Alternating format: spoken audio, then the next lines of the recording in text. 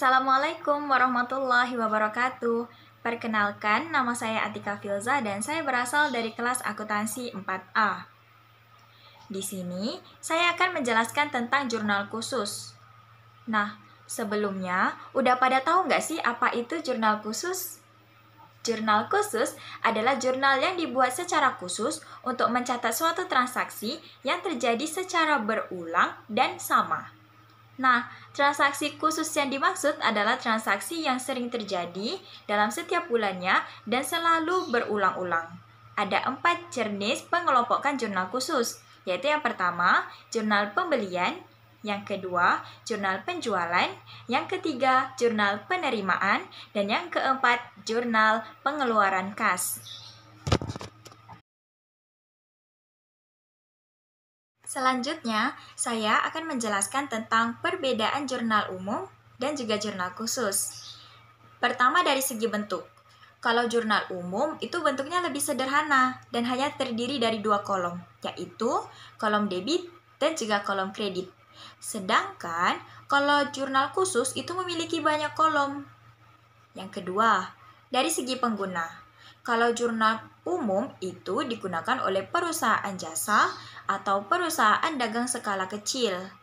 Karena perusahaan ini terbilang cukup kecil dan masih belum mempunyai banyak transaksi. Lalu, kalau jurnal khusus itu digunakan oleh perusahaan yang berskala besar. Nah, karena perusahaan skala besar ini mempunyai banyak sekali transaksi sejenis yang terjadi secara berulang. Lalu, dari segi jenis, kalau jurnal umum itu hanya memiliki 1 jenis jurnal, sedangkan kalau jurnal khusus itu terdiri dari 4 jenis jurnal, yaitu jurnal pembelian, jurnal penjualan, jurnal penerimaan, dan jurnal pengeluaran kas. Lalu selanjutnya dari fungsi.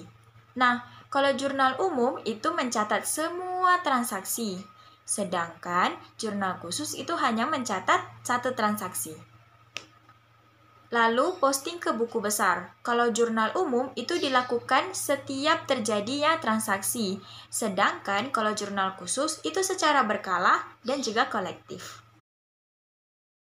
Selanjutnya, saya akan menjelaskan mengenai manfaat jurnal khusus. Sebenarnya terdapat banyak sekali manfaat dari jurnal khusus, tapi di sini saya akan menyebutkan hanya 3. Yaitu yang pertama, mempermudah pembagian transaksi, yaitu spesialisasi. Nah, spesialisasi seperti apa sih yang dimaksudkan?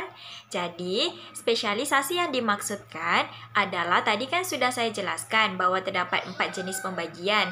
Nah, 4 jenis pembagian ini terdiri dari yang pertama, jurnal penjualan, yang kedua, jurnal pembelian, yang ketiga, jurnal pengeluaran kas, dan yang keempat jurnal penerimaan. Nah, dari keempat jenis jurnal ini itu kan sudah terjadi spesialisasi, yaitu disendiri-sendirikan nih antara penjualan sendiri, pembelian sendiri, penerimaan sendiri, begitu. Nah, manfaat yang kedua adalah mempermudah dalam posting ke buku besar. Karena apa? Karena semua transaksi ini sudah dikelompokkan berdasarkan akun-akun yang sama, sehingga ini tuh sangat mempermudah dalam posting ke dalam buku besar. Lalu yang ketiga adalah memudahkan pemeriksaan kembali dan pengendalian internal yang baik.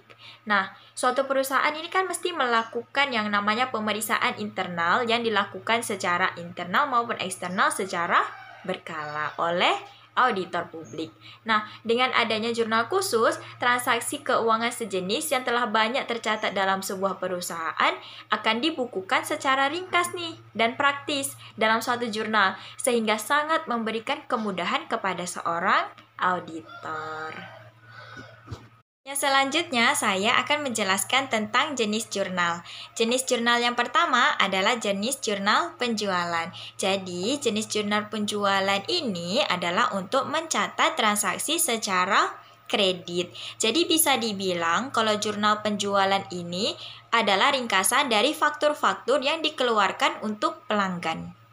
Yang kedua adalah jurnal pembelian, di mana jurnal pembelian ini adalah mencatat transaksi yang dilakukan secara kredit. Nah, jurnal pembelian ini yaitu pembelian barang dagang secara kredit dan pembelian perlengkapan, peralatan, serta aktiva lain juga secara kredit. Seperti yang telah saya sebutkan sebelumnya, kalau di jurnal khusus itu terdiri dari banyak kolom. Kalau jurnal umum kan hanya terdiri dari 2 kolom, yaitu kolom debit dan juga kolom kredit. Nah, kalau jurnal khusus itu banyak. Seperti contohnya ini, untuk jurnal penjualan itu terdiri dari banyak kolom. Kalau yang ini metode periodik ya, terdiri dari kolom tanggal, nomor faktur, keterangan, kolom debit dan kreditnya juga terdiri dari piutang dagang, penjualan, PPN keluaran, dan lain-lain yang terdiri dari nama akun, ref, dan juga jumlah. Kalau tadi metode periodik, yang kedua adalah metode perpetual. Kalau metode perpetual itu terdiri dari tanggal, nomor faktur, keterangan, sama masih kolom debit dan kredit, hanya bedanya di subbagiannya, yaitu kalau di debit ada piutang dagang dan juga HPP. Kalau di kredit ada penjualan, persediaan barang dagang, PPN keluaran, dan lain-lain yang terdiri dari nama akun, ref, dan juga jumlah. Kalau untuk jurnal pembelian juga ada perbedaan loh di antara metode periodik dan juga metode perpetual. Kalau metode periodik itu terdiri dari kolom tanggal, nomor faktur, keterangan, debit dan kredit yang terdiri dari kolom pembelian, PPN masukan, lain-lain yang terdiri dari nama akun, ref, jumlah, dan kolom kredit yang terdiri dari hutang usaha. Selanjutnya kita akan melihat untuk jurnal pembelian metode perpetual. Nah, perbedaannya di mana? Silakan perhatikan di kolom debit. Itu ada perbedaan di persediaan barang dagang. Kalau tadi metode periodik itu yang tertulis di situ, kolom yang tersedia di situ adalah kolom pembelian. Sedangkan untuk metode perpetual, kolom yang tersedia di situ adalah kolom persediaan barang dagangan. Selanjutnya adalah jurnal penerimaan kas. Nah, kalau jurnal penerimaan kas ini hanya terdapat satu format. Nah, formatnya itu terdiri dari kolom tanggal, nomor bukti kas masuk, keterangan, debit, dan juga kredit.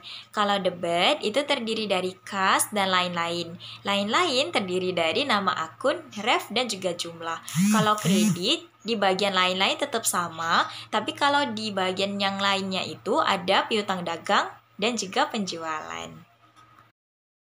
Untuk pencatatan jurnal pengeluaran kas itu juga sama seperti yang penerimaan tadi, hanya terdiri dalam satu format. Formatnya itu terdiri dari tanggal, nomor bukti kas keluar, keterangan, debit dan juga kredit. Untuk lain-lain sama dua-duanya, terdapat nama akun, ref dan juga jumlah. Untuk debit itu terdapat kolom hutang usaha dan juga pembelian, sedangkan untuk kredit itu terdapat kolom kas.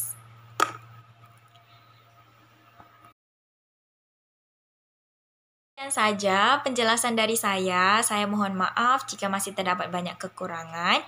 Terima kasih, sampai jumpa lagi. Bye-bye.